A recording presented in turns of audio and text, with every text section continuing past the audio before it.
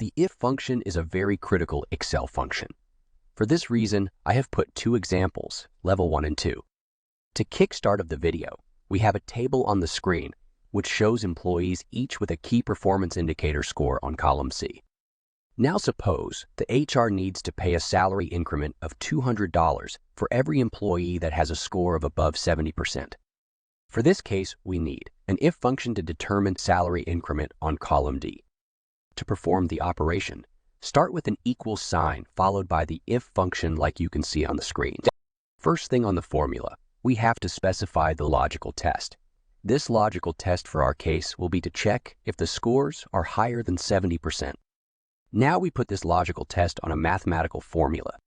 Click the KPI score, then put greater than 70 like this, comma, then we have to specify a value when the logical test above is true and another value when this logical test is false.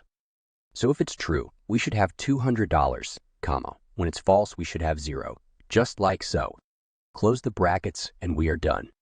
However, in this first example, it may seem unfair to give flat $200 to everyone above 70%. So Miss Nancy will take you through a level 2, where we can put more than one logical test. Hello, it's Madam Nancy here. In our second example, we are going to use ifs function, which is the same if function with an S at the end. Here we want to categorize key performance indicators into 4 groups, each with its own salary increment value. First group, to range from 50% to 70%. These will get an increment of $150. Second group, from 71% to 90%. These will get an increment of $200. Third group, from 91% to 100%. These will get increment of $300. Last group will be all employees below 50%. These will get 0.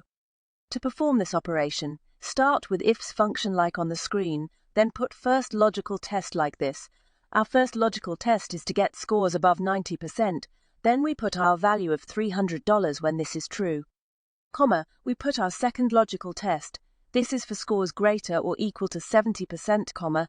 Then we put value of $200 when this is true. Comma, we put our third logical test, which is for scores greater or equal to 50%. Then we put a value of $150 when this is true. Finally, we put last logical test, which is for scores of less than 50%, and we input a value of 0 when it's true like this. Close the brackets and this is done. You can see now we have different values of salary increment on different performance scale. Thanks for watching. Wish to see you on the next video. Bye-bye. Bye-bye, everyone.